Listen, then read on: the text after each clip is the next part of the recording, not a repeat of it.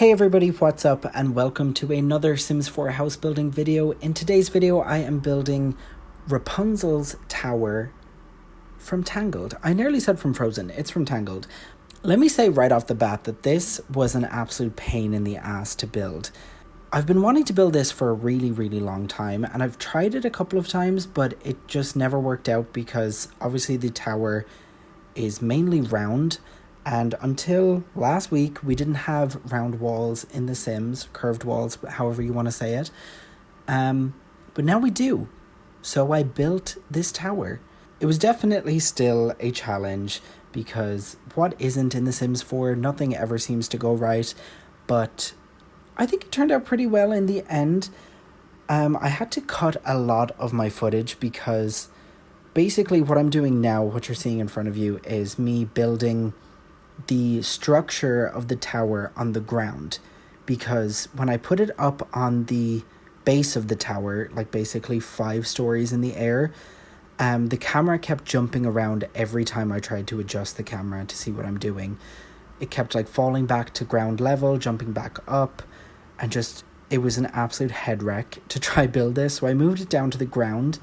But the issue I ran into then is that I moved the main section of the tower, the part that I'm building now on the ground, I moved it back to the top of the tower before I furnished it, which was a big mistake because then I was faced with trying to build the interior of this structure while the camera was jumping all over the place, while I was trying to get like decent angles so you can see what I'm doing for the purpose of a YouTube video, and it just was not cooperating in any way, shape, or form.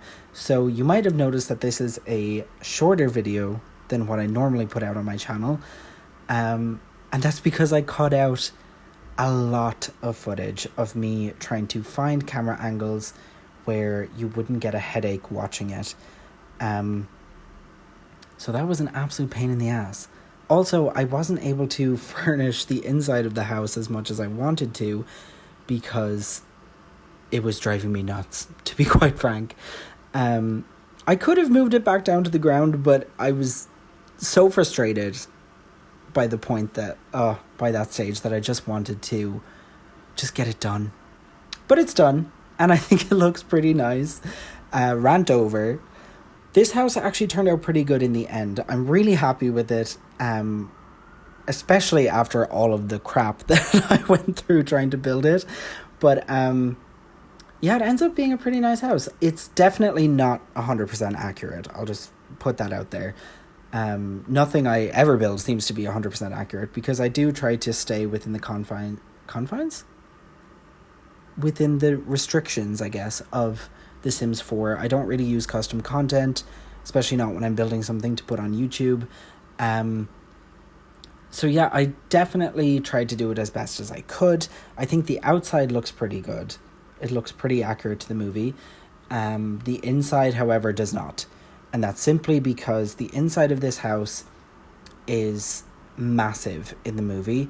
And to get it that big, it would have been an absolutely enormous circle on top of this really thin tower in The Sims 4. It just wouldn't have looked right.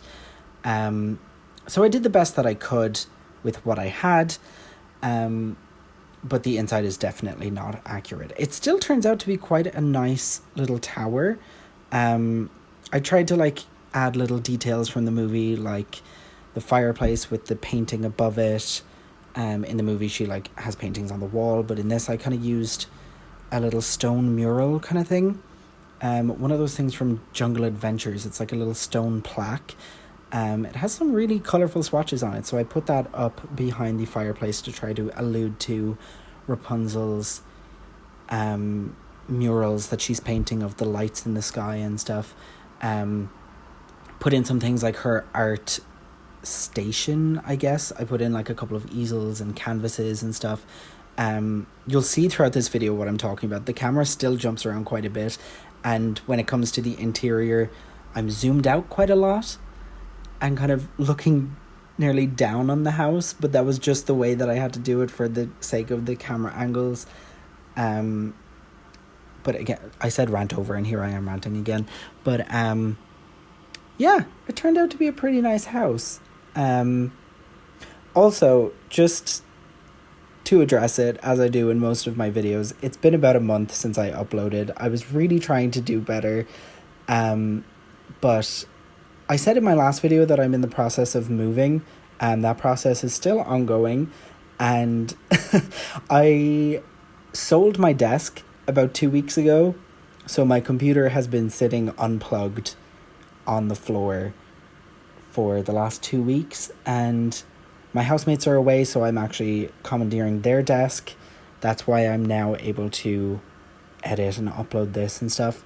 But that's just a little update. I promise I'm trying to get better at uploading more regularly.